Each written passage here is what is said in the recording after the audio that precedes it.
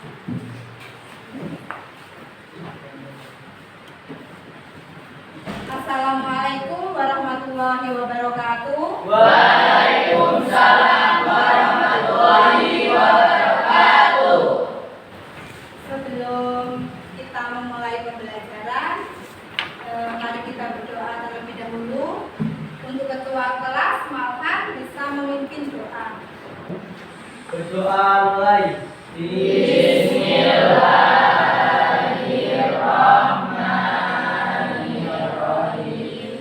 Allahumma akhrijna min.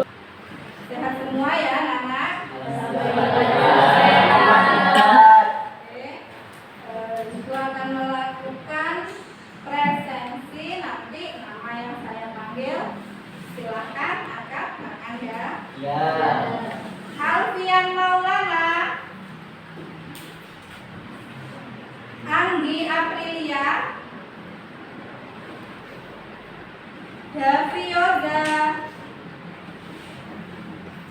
Satu kali tepuk tangan, dua kali tepuk tangan, tiga kali tepuk tangan, tiga kali tepuk.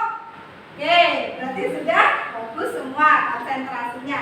Kalau sudah bagus, di sini Bu Guru punya sebuah gambar. Bisa terlihat gambarnya? Bisa. Ya, coba kalian amati gambar yang sudah ditayangkan di PowerPoint.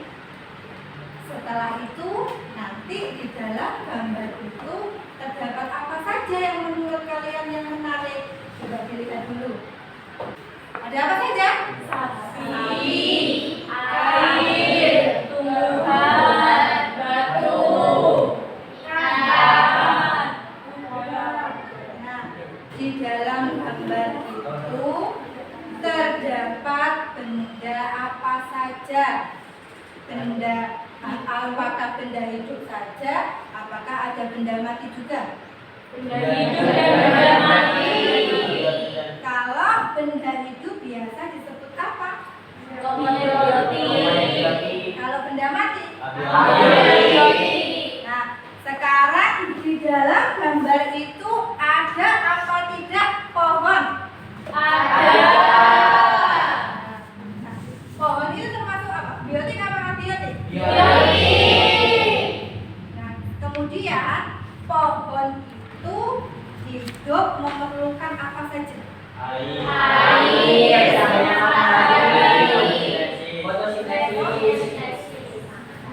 Dengan menggunakan program Fast Learning, peserta didik dapat menganalisis tentang komponen ekosistem dengan metode penugasan, diskusi kelompok, juga presentasi. Tujuan pembelajaran kita itu adalah untuk menganalisis komponen ekosistem.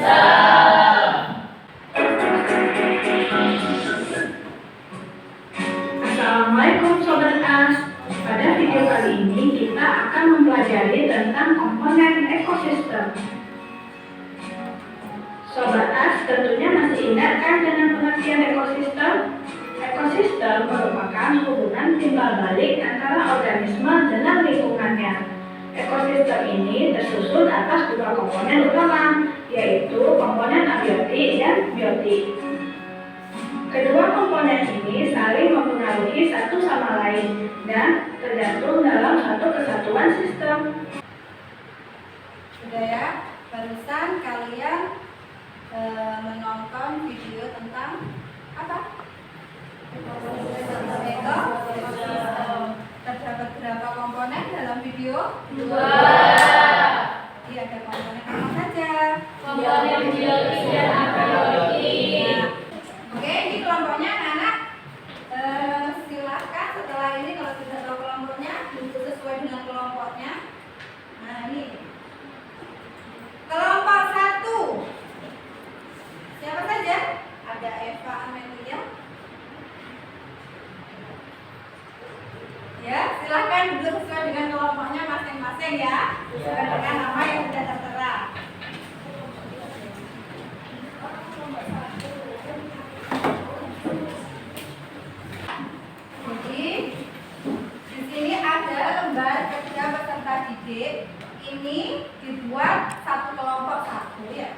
Yang pertama, ini ada petunjuk bagaimana cara mengerjakan, bagaimana cara menulis. Silakan dibaca terlebih dahulu. Setelah dibaca petunjuknya, maka nama-nama kelompok silakan ditulis di tempat yang sudah disediakan. Nah, di sini kalian menganalisis tentang komponen ekosistem. Di situ nanti bagaimana cara kerjanya, kalian diskusi dengan kelompok kalian. Setelah hasil diskusinya itu nanti dituliskan di LKPD. Setelah ditulis, kemudian kalau selesai silahkan mempresentasikan hasil dari diskusi kalian. Paham apa tidak? Paham. Kalau paham, ini LKPD saya bagi, langsung dikerjakan.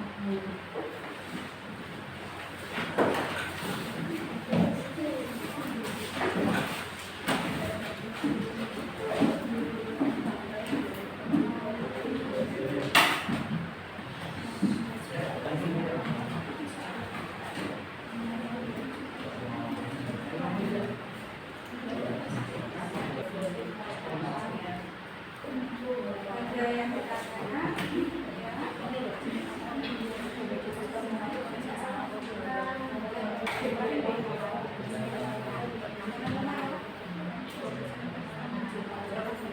Itu ya, definisinya dulu, kalau saya contohnya apa saja ya. Kita bisa copy. Ada apa lagi?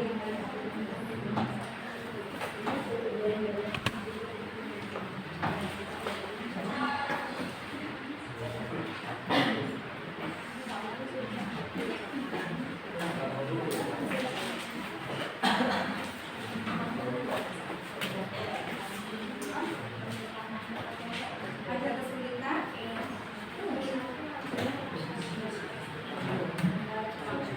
Ini kan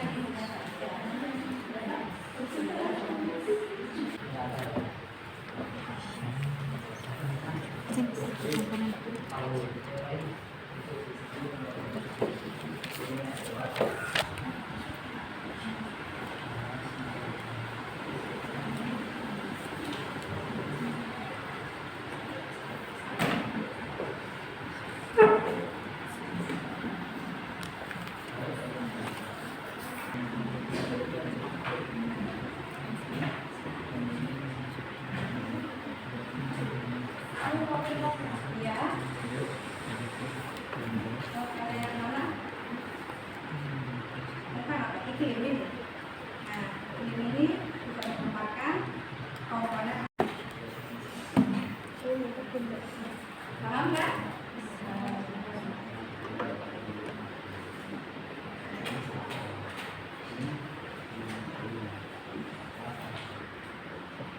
Assalamualaikum warahmatullahi wabarakatuh. Waalaikumsalam warahmatullahi wabarakatuh. Yang saya hormati kepada Ibu Devi Wanita selaku guru pengampu tugas ilmu pengetahuan alam dan tak lupa pula teman-temanku yang berbahagia. Ada peribahasa bilang bahwa Anda tidak punya kesempatan kedua untuk kesan pertama. Seringkali kesan pertama datang dari kata-kata. Inilah topik pembahasan kami pada hari ini, komponen 2T.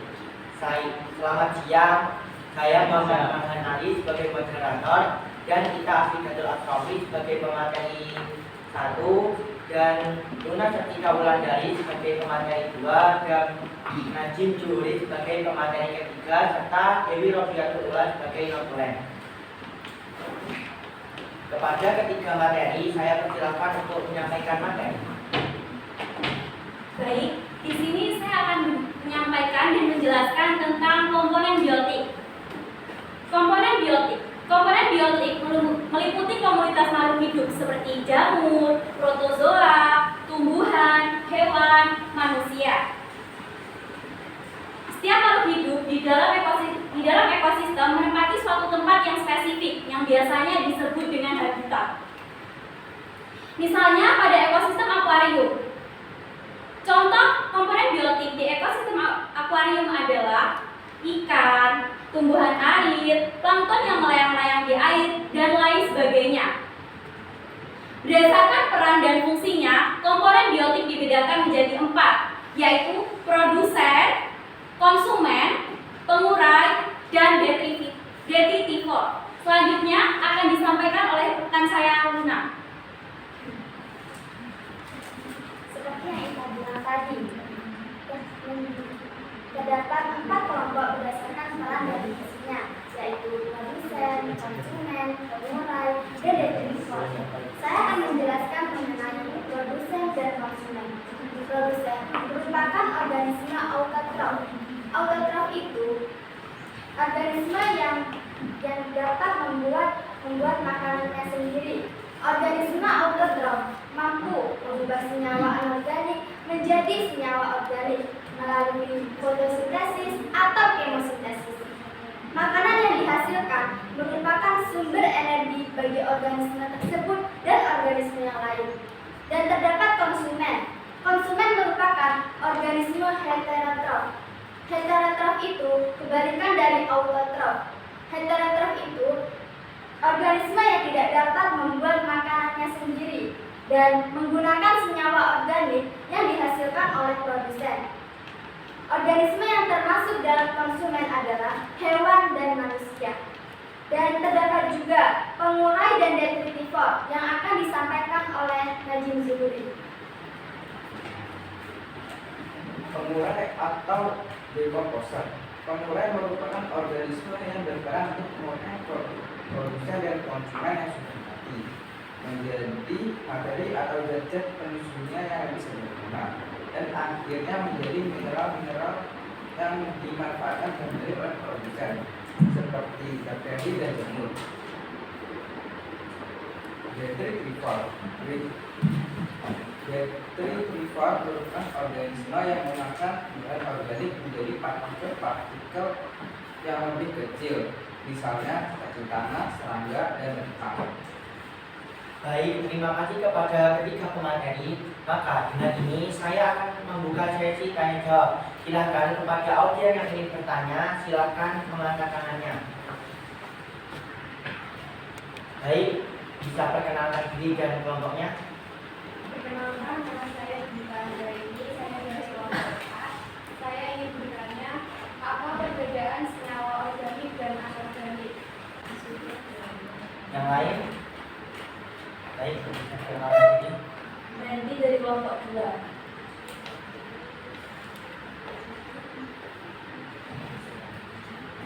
Jelaskan perbedaan produsen dengan konsumen. Baik, saya akan menjawab pertanyaan dari kelompok 4, yaitu Kak Dwita.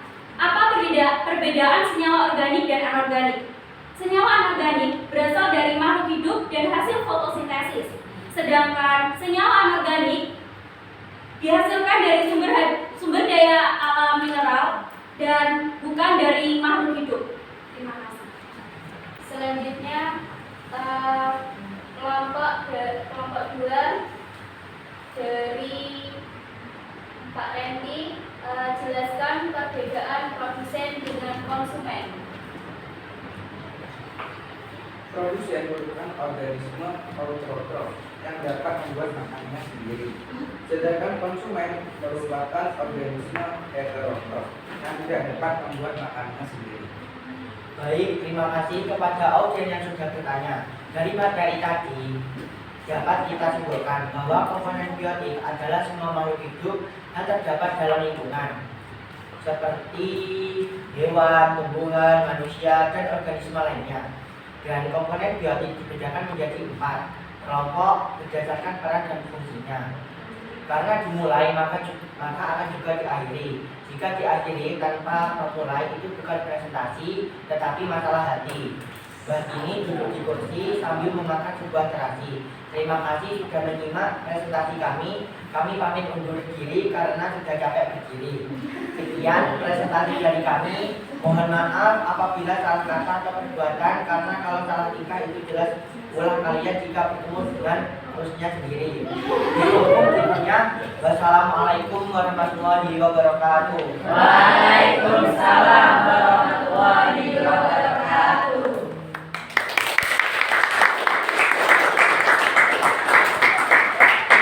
Ya,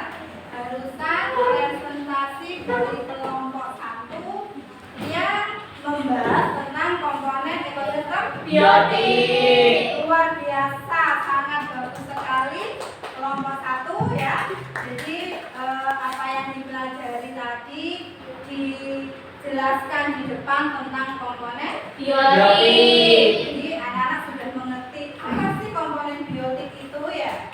Kemudian dilanjut kelompok 2 sudah siap? Sudah. Kelompok 2.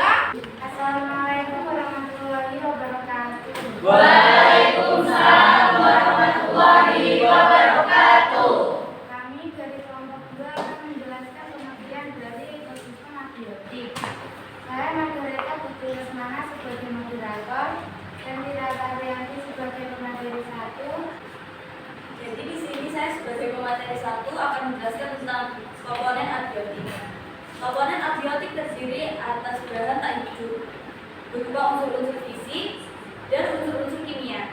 Misalnya tanah, air, udara, cahaya, topografi dan juga suhu.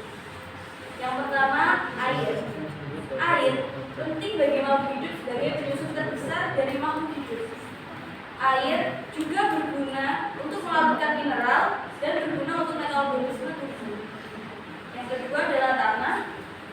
Tanah bertindak sebagai substrat atau tempat hidup organisme, terutama bagi tumbuhan, karena mengandung unsur, darah, dan mineral yang berguna bagi tumbuhan. Suatu organisme mungkin tidak dapat di sembarang tanah, karena tanah yang berbeda memiliki sifat, tekstur, dan kandungan juga yang berbeda.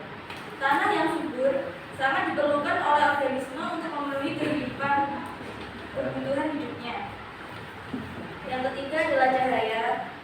Cahaya matahari merupakan komponen abiotik yang bersifat primer bagi ekosistem. Karena ketiga pemateri telah selesai menjelaskan, izinkan saya untuk membuka sesi tanya jawab. Persilakan kepada kelompok yang mau bertanya. Ada yang bertanya? Yang bertanya berdiri saja. Mengapa iklim juga disebut adalah bagian ekosistem abiotik? Selanjutnya,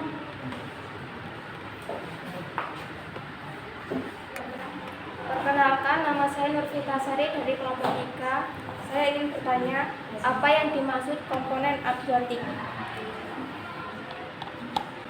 Saya akan menjawab pertanyaan dari Suaranya yang keras, nanti tidak dengar temannya. karena iklim merupakan komponen abiotik yang terbentuk sebagai hasil interaksi berbagai komponen abiotik lainnya. Pertanyaan ketiga dari Kak Nurvita, apa sih komponen abiotik itu?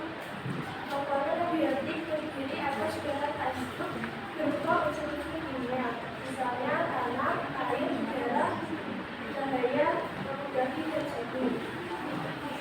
Sekian presentasi dari kelompok kami. Mohon maaf bila ada salah kata. Wassalamualaikum warahmatullahi wabarakatuh. Waalaikumsalam warahmatullahi wabarakatuh.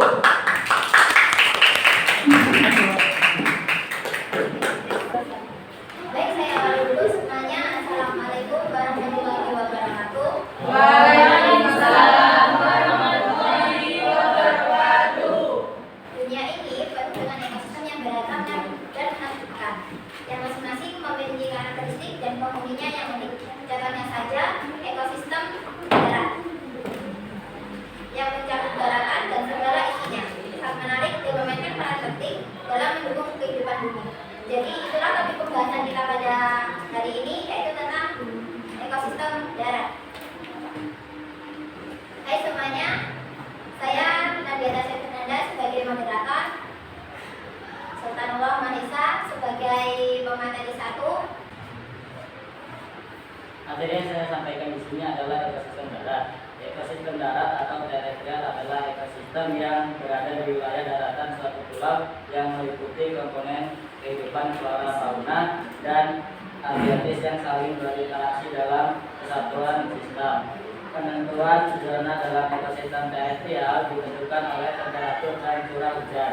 Ekosistem terestrial dapat dikontrol oleh iklim dan gangguan. Iklim yang sangat penting untuk menentukan mengapa suatu ekosistem terestrial berada pada suatu tempat tertentu. Pada ekosistem dapat berubah berakibat gangguan seperti petir, kebakaran, atau aktivitas manusia.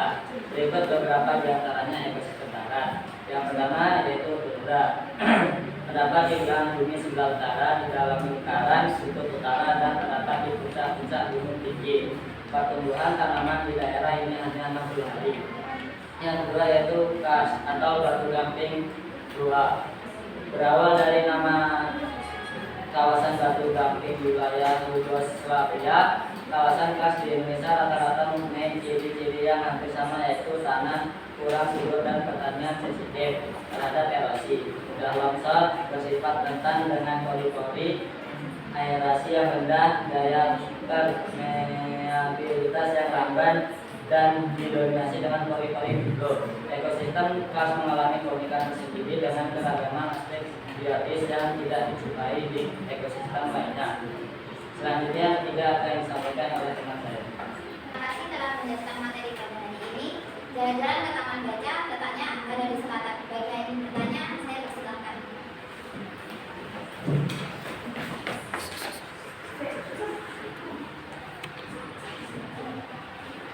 Silakan, ada tangan yang bertanya. Perkenalkan, saya Risa dari kelompok 4. Bagaimana cara menjaga keberlangsungan makhluk hidup yang berada di dalam ekosistem tersebut? Oke, saya akan jawab pertanyaan dari kelompok 4, yaitu Risa. Bagaimana cara menjaga keberlangsungan makhluk hidup yang berada dalam ekosistem terestrial? Caranya yaitu melakukan reboisasi terhadap hutan yang gundul, melarang pemburuan liar di hutan, tidak membuang sampah di sungai, dan mendaur ulang sampah. Terima kasih kepada audiens yang sudah bertanya. Sekian presentasi dari kelompok kami. Jika ada kesalahan, mohon dibicarakan baik-baik, bukan mencari yang lebih baik. Di negeri Aceh, pesantren Hizbut Budaya, santrinya taat dan patuh. Billahi taufiq wal hidayah. Wassalamualaikum warahmatullahi wabarakatuh. Waalaikumsalam warahmatullahi wabarakatuh. Assalamualaikum warahmatullahi wabarakatuh. Waalaikumsalam warahmatullahi wabarakatuh. Arif Jagavi sebagai modulur.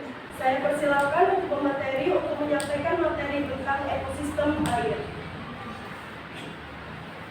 Di sini saya akan membacakan hasil diskusi dari kelompok kami, yaitu tentang ekosistem air. Ekosistem perairan atau ekosistem air adalah ekosistem yang mana faktor lingkungan eksternalnya sebagian besar adalah air. Air ini berperan sebagai habitat dari berbagai macam organisme air. Ciri-ciri ekosistem air yang pertama yaitu lingkungannya didominasi oleh perairan. Yang kedua, dihuni oleh makhluk yang hidup di air atau amfibi. Yang ketiga, cahaya matahari terbatas. Kemudian yang keempat, perubahan suhu tidak terlalu ekstrim. Yang terakhir, ada konsumen dan ada produsen di dalamnya.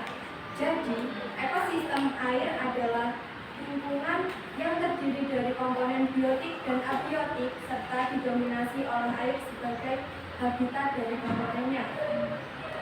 Contoh komponen biotik di dalam ekosistem air adalah ikan, hewan air lainnya, hewan amfibi, fitoplankton, dan zooplankton. Demikian presentasi kelompok kami. Saya sebagai moderator meminta maaf atas kekurangan. Wassalamualaikum warahmatullahi wabarakatuh. Waalaikumsalam warahmatullahi wabarakatuh.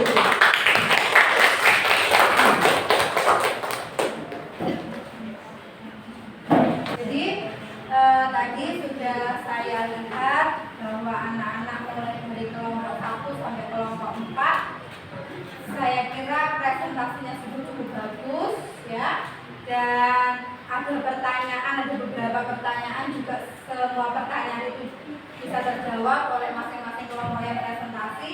Itu sudah sangat bagus sekali ya. Jadi untuk selanjutnya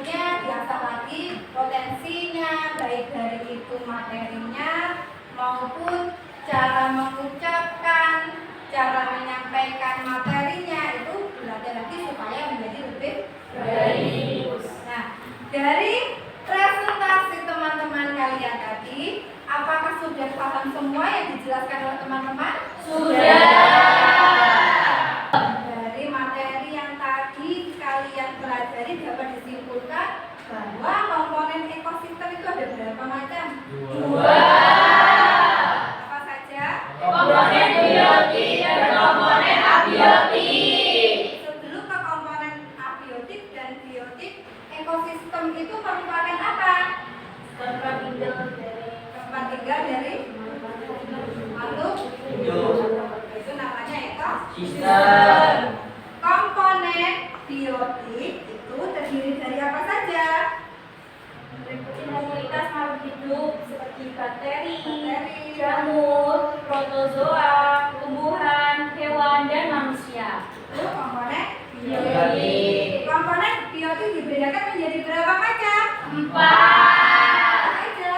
Produsen, konsumen, pemurah, dekomposer, definitor. Kemudian yang kedua adalah komponen Abiotik. terdiri dari apa saja komponen abiotik? Air, serangga, tanah, cahaya, udara, topografi, iklim, Kemudian ada tipe ekosistem. Baik anak-anak, hari ini anak-anak apa membawa HP semua? Bawa. Kalau membawa HP semua, ada link yang ibu guru bagikan di grup kelas 10A. Silakan linknya dibuka. Di dalam linknya itu nanti ada pertanyaan, ada soal post test. Silakan dijawab.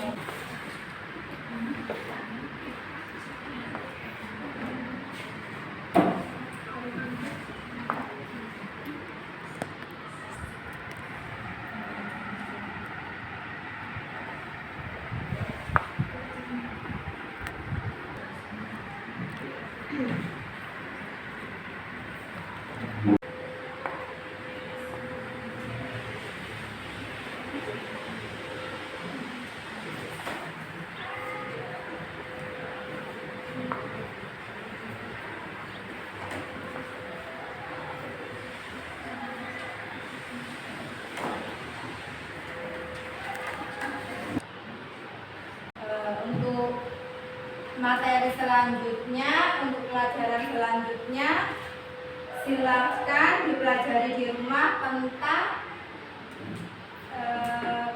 apa? Klasifikasi makhluk hidup ya. Jadi ketika nanti kita sudah waktunya tatap muka, kita sekalian sudah mengerti dengan Klasifikasi makhluk hidup. Untuk pelajaran hari ini bagaimana anak-anak? Seru. Nah, seru apa menyenangkan? Menyenangkan. Alhamdulillah kalau menyenangkan ya. Terus Doa mulai.